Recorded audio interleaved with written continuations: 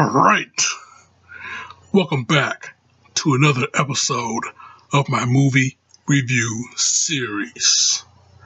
Episode 57.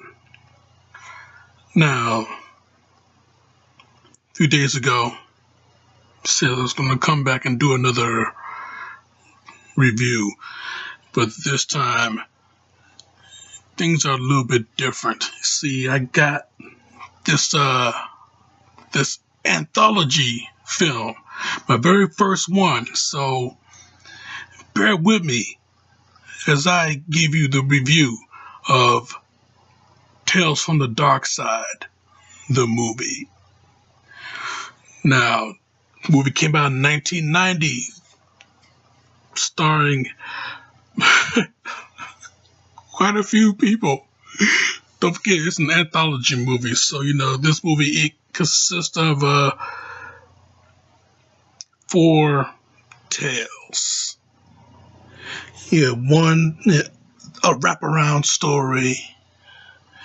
Second one is story on called Lot 249. Lot 249. Third story, Cat from Hell. And the fourth, last story, Lover's Vow. So yeah, man, this movie, based off of the TV show, the classic 80s TV show of the same name, Tales from the Darkside. And,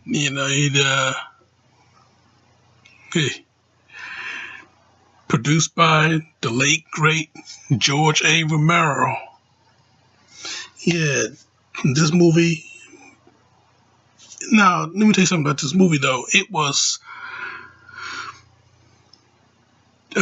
said to have been the real Creepshow 3. Creepshow 2, both done by George A. Romero and Stephen King. And then there was a Creepshow 3, but nobody don't acknowledge that one. But this movie right here, Tales from the Darkside, the movie, this is the real Creepshow 3. So, you want to talk about Creepshow 3, this is it. This is the one. So, let's go rock and roll with it. Now, the first story, this wraparound story, it's about this woman. She's a modern day witch, and she's going to have a nice little dinner party.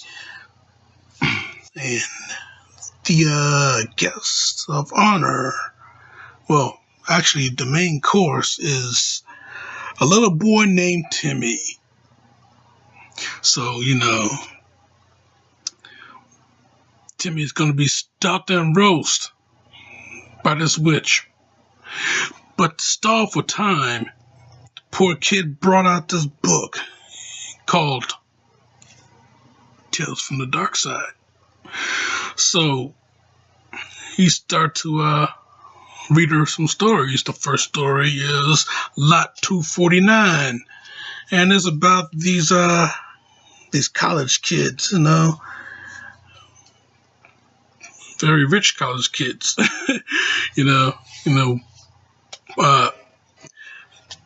grad student named Bellingham, and he has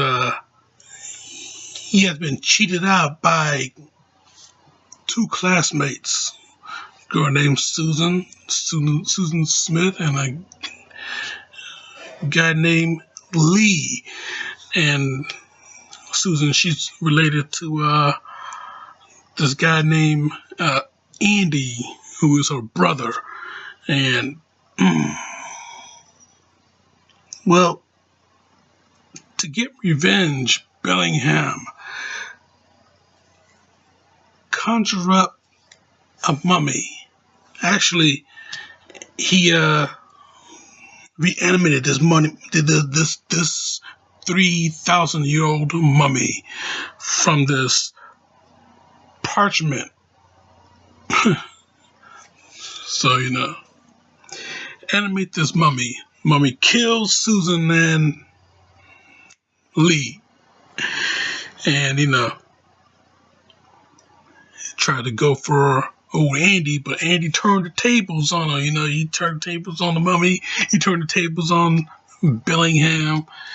And, well, he burned the mummy alive.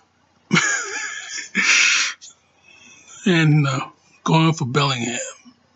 But he couldn't kill him. He couldn't kill a real person, so he let him go free. Not before he burned the parchment. This paper, this old paper that you read from that brings back the dead. This spell sheet, basically.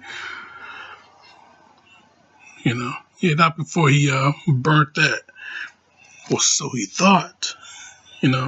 Apparently the thing was switched and Bellingham had the real one. And he gave the chant. And Susan and Lee came back from the dead to come after Andy. Bellingham sent his regards. So, with story number 2, Cat from Hell, you got this old man, this angry, lonely old man, and he hired a hitman to take care of this little threat. This little threat that has killed 3 people, 3 out of 4 people in that big ass mansion. And so this old man named Drogan, he hires his hitman so he can take out a hit. So once Drogan leaves him to it, the hitman, he had a hard time with this hit. And so the cat pretty much turned the table on him. Not before the hitman, brought out the big gun. Nice little big gun with a laser scope. He's gonna go Rambo on this sucker. Yeah, so, lure the cat in for a nice little feast. Got a good aim on it, got a good dead beat on it, laser scope. You got a good dead beat on it. Pulled the trigger and somehow he hits the TV. It's impossible. It's fucking impossible. You got a dead beat on it. But the cat made his move. Jumped into your hitman's mouth. And just kept crawling in. Yeah, this cat, cat is from hell. I mean, you're gonna put a nice little shot in on him. And the cat didn't even die. But hey, the hitman sure did. Cat went inside the hitman's mouth, went down his gullet, down into his belly, choked him out. So the old man Drogan, he comes back home. You expect to see the results of a dead cat. Yeah, he want the cat dead, buried, and he want the cat's tail so he could throw it in the fire and watch it burn. Unfortunately, Drogan didn't have things his way as the cat came back the very next day. Drogan suffered a nice fatal heart attack. And that's the story of him. Now, next story called Lover's Vow, about this artist named Preston, and he down on his luck.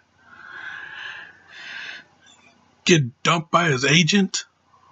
So the night of his bad luck, he runs into a gargoyle, a living, big, fucking, ugly ass gargoyle.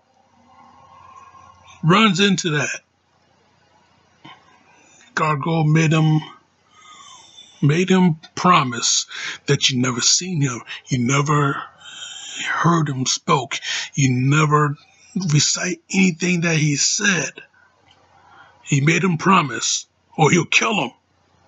So Preston, he gave his promise. So as Preston was on his way back to his place, he met up with a girl named Carola. They hooked up that night. Eventually, they fell in love with each other. 10 years later, they got married. They have 2 beautiful kids. Preston became a successful artist. Agent took him back. Everything is perfect. 10 years of happiness. Until one anniversary night, Preston decided to tell his wife what he saw that night, the night of the gargoyle. Only thing is, he promised he wouldn't tell. Carla transformed into the gargoyle. She was the fucking gargoyle the whole time. Even their little kids are gargoyles. Kill Preston, and he have to live out the rest of their days. She and her little gargoyle kids live out the rest of their days as stone.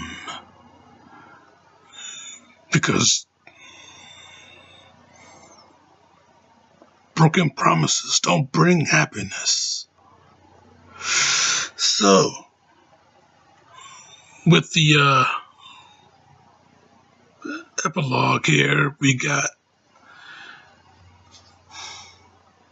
Timmy looking to make his escape. So,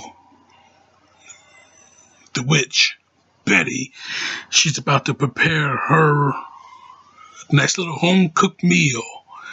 But Timmy, he found his way to escape. Got out of there Hansel and Gretel style. Pushed her ass into the oven. Got him some cookies, and don't just love happy endings. That was it, though. That was the movie. Tales from the Darkside, the movie. 3 stories, 4. 4 good stories, but 3 stories told from the book. And yeah, a good anthology movie all around, though. 3 were good stories. 3 were good stories.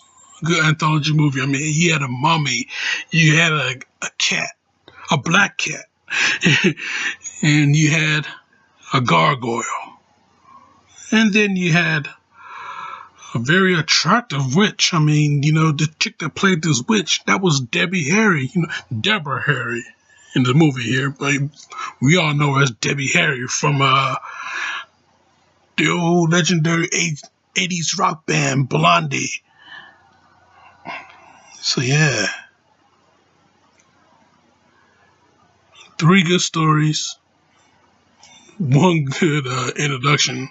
Let's switch into the epilogue, the wraparound story. 1 hell of a movie. Check this shit out. Don't sleep on it. Watch it. And that's my review. And I'm sticking to it. Now, next time, tomorrow night, I'll be coming back with another movie review.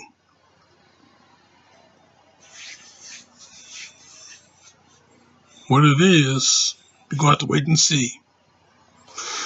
But until now, well, until then, but right now, until then, we have to wait and see. But right now, check out my other shit right here and subscribe to me right here because show off.